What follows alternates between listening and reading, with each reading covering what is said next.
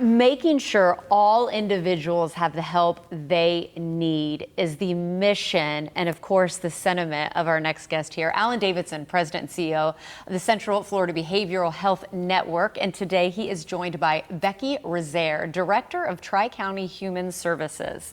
Again, getting people help where they need it, no matter what the situation. Alan, it's good to see you again. Thanks for having us. You know, let's dive in. Of course, you are able to not only bring wonderful guests to our show regularly, that we're able to learn about services that are offered in our community, but you're also a managing entity over these services, which why it's important to talk about these relationships, right? Absolutely. So we're a managing entity. We're one of 7 managing entities in the state. We're the largest in population, the second largest in landmass.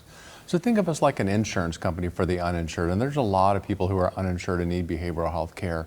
And so we're the funder for providers across this 14-county catchment area. So we cover Pasco County, down to Collier, over into Hendry and Glades, and up into Polk, Highlands, and Hardee. And one of our providers, long-term providers over in the Polk, Hardee, Highlands area, is Tri-County Human Services and Becky Rozier. And Becky, I'm so glad you're here today. Thank you. I want to dive into a topic that a lot of times, you know, people are impacted, and hopefully talking about it more will continue to make sure people get help. But I'm talking about opioid use. What are you seeing? Let's talk about the impacts for families, individuals, and our community as a whole. Yeah, and locally in Polk, Highlands, and Hardee County, we are seeing an increase in opiate use. We're also seeing an increase in fentanyl use, and also fentanyl being laced in other drugs. So we have a concern of individuals overdosing because not realizing that the fentanyl is in other substances.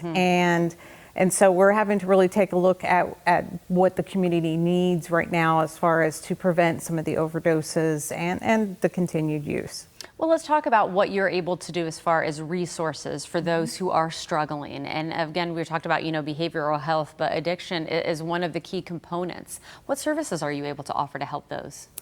Well, Tri-County offers a full continuum of care, which means is that we provide detoxification, medical detoxification services, as well as outpatient, as well as residential, transitional housing, and a variety of other, you know, services such as, you know, counseling, group counseling, individual counseling, psychiatric services. So there's a lot of different, you know, pieces that we put into our continuum of care.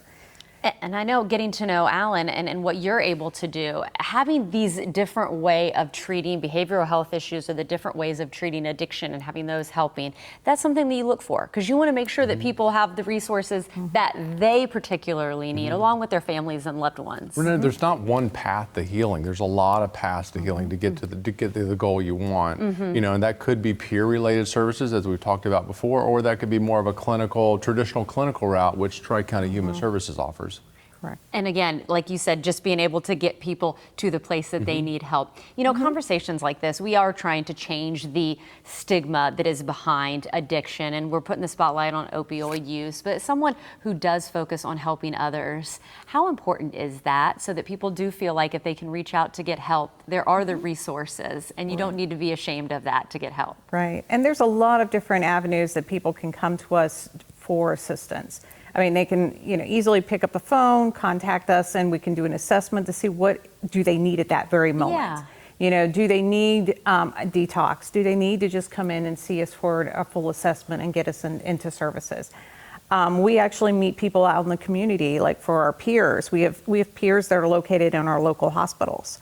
So if an individual comes in because they're detoxing, they're going through withdrawals or something to that nature, our peers are able to go in and kind of talk to them and see and try to engage them into other services that are out there in the community.